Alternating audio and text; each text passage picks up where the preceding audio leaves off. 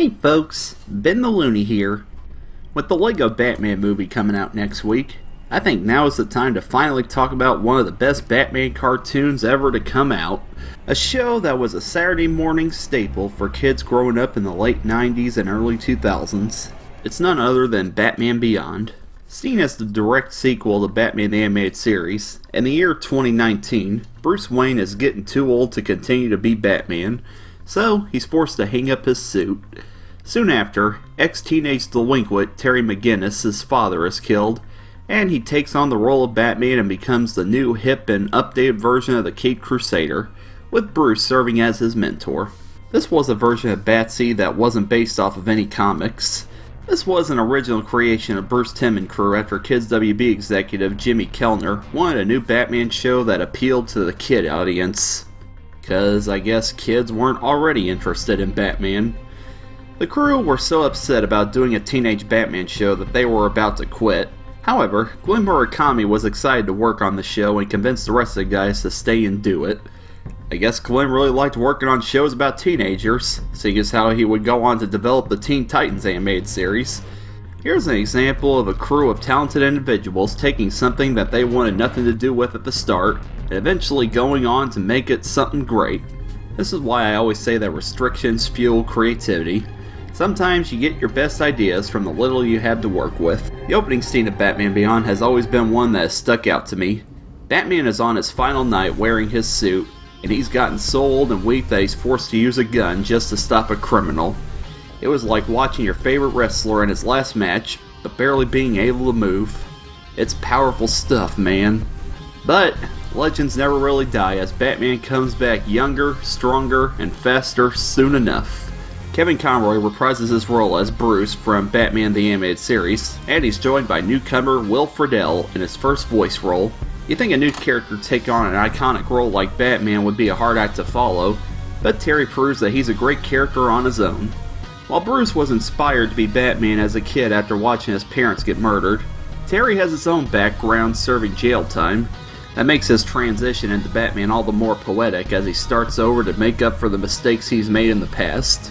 One of the main conflicts that Bruce didn't have to deal in his role as Batman is being able to balance his personal life with his alter ego. Terry, being a high school student, has the added stress of being a superhero that completely messes with his social life. He tries to be intimate with his girlfriend, Dana Tan, voiced by Lauren Tum, who gets frustrated with Terry's frequent absences. Terry does, however, get a chance to get real close to his friend, Max Gibson, voiced by Cree Summer. It was writer-producer Alan Burnett's idea for Dana to break up with Terry, and for him to start a relationship with Max. Alan faxed the plot outline to Bruce Timm, and he followed up with an angry phone call to Alan, expressing how much he hated the idea. Alan defended his idea by saying it would be a shocking moment in the series, and that he wanted to change up the typical superhero formula where heroes stay with one girl. The plan never saw the light of day. That being said, I love Max. She doesn't come off as a sidekick with her own costume and such. She's just a friend who helps out when it's needed. She even gets involved in a lot of the episodes, becoming a main focus in the plot, not just a character who's there to be there. A callback to the Batman Animated Series is Barbara Gordon as the new commissioner of the police. Unlike the relationship that Bruce had with her father, Barbara is a lot harder on Terry, and even more suspicious that he might be up to no good. It's little things like this that help to make Batman Beyond a fresh take, and not just a rehash of the same Batman stories we've seen before. And since this was a new Batman show, it gave us its fair share of new villains. Metahuman Derek Powers, also known as Blight, who takes over Bruce Wayne's company after he steps down. Ink, a shapeshifter who knows how to talk men into doing anything with her sensual persuasion. Spellbinder, a hypnotist with the power to manipulate people's perception of reality. Sheik, a weapons expert who engineers a suit that can give off deadly sound waves. Curare, a sexy assassin. Stalker, a genetically modified hunter. And Mad Stan, who loves to blow stuff up, voiced by punk rocker Henry Rollins. While these villains don't stand alongside Batman's original Rogues Gallery in terms of complexity, it was nonetheless interesting to see some new villains for Batman to be put against. However, the crew of the show were kind enough to bring back villains from Batman the Animated Series. An example of this would be my favorite episode of the show, Meltdown. Mr. Freeze comes back and he's cured of his dependence on cold temperature. He is reformed, but the people who bring him back soon screw him over and he goes back to his villainous ways. Poor Mr. Freeze can't catch a break. To also set Batman Beyond apart from Batman the Animated Series, the creators based the designs of the show off of movies like Blade Runner to give it its futuristic feel, in contrast to the previous series which was designed based off of Art Deco. This ain't your daddy's Batman cartoon. Batman the Animated Series itself wasn't always a cheery show.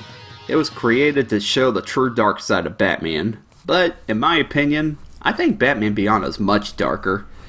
While it was airing on Saturday mornings, the show explored themes and concepts that were way too complex for kids to understand. While Batman the Animated Series focuses on crime in the streets, Batman Beyond showcases white-collar criminals. The show deals with themes of corruption, addiction, drugs, remorse, and isolation, just to name a few. Taking place in the future, it was sure to show the dangers of technology. While it allows our lives to be more convenient, it can also destroy us if we allow it to. Future 'tis a scary thing. And how can we talk about the show without talking about how awesome the intro is?